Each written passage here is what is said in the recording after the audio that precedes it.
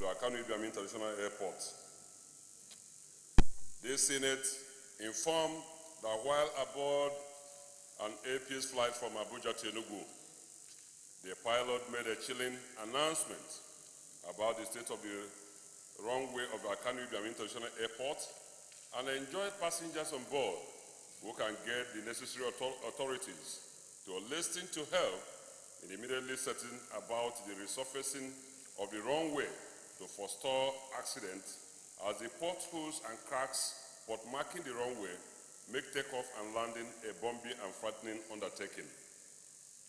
The Senate observes that Akanu Ibiam International Airport in Enugu is the first airport east of the Niger that was built even before Nigeria's independence and was only upgraded to the status of international airport on August 24, 2013, long after Port Harcourt and Calabar. The Senate notes that the runway before it was upgraded was 2,400 meters length and 45 meters width, but after the upgrade, it was extended to 300 meters length, which can now take medium to large size aircraft. The Senate informed that as a result of a technical appraisal, shows that due to high water table of the airport, water percolates and gets trapped between upper asphalt and bottom concrete, and this persistent retention of water weakens asphalt and creates potholes and cracks as a result of the weight of landing aircraft, which are now heavier than the aircraft of the 60s and the 70s. This Senate informed that the palliative works carried out in the last quarter of 2017 to create water drains embedded in the asphalt surface end to end have not solved the problem, as transition between new asphalt and old asphalt makes the surface rough and bumpy. This Senate further informed that the airport also lacks approach lights at two ends of the runway, which has necessitated that the airport operates between 7 a.m. and 7 p.m.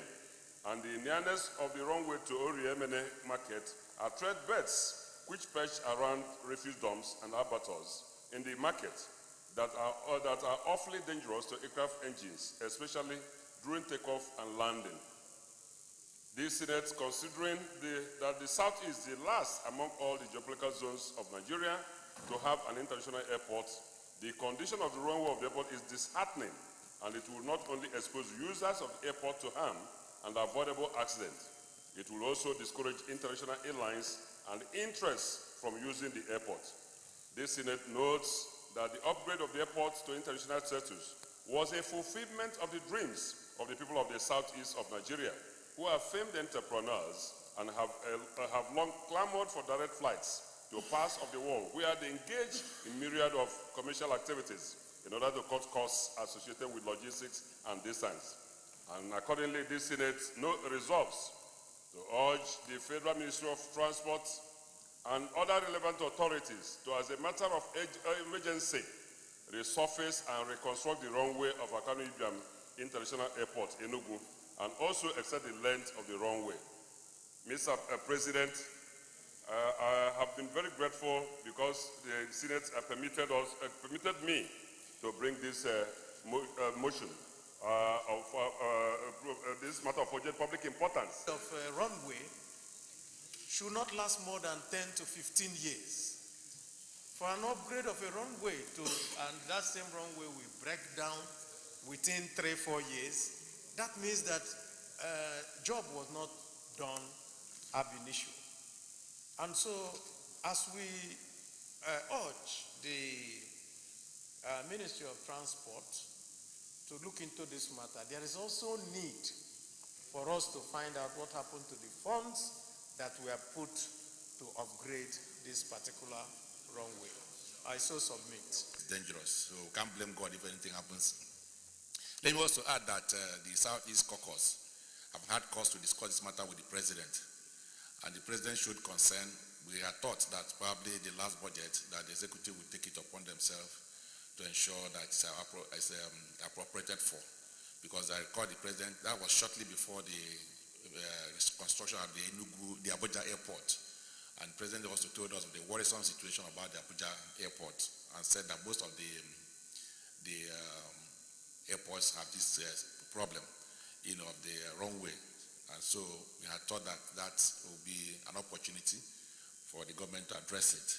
So I'm happy that matter is coming up.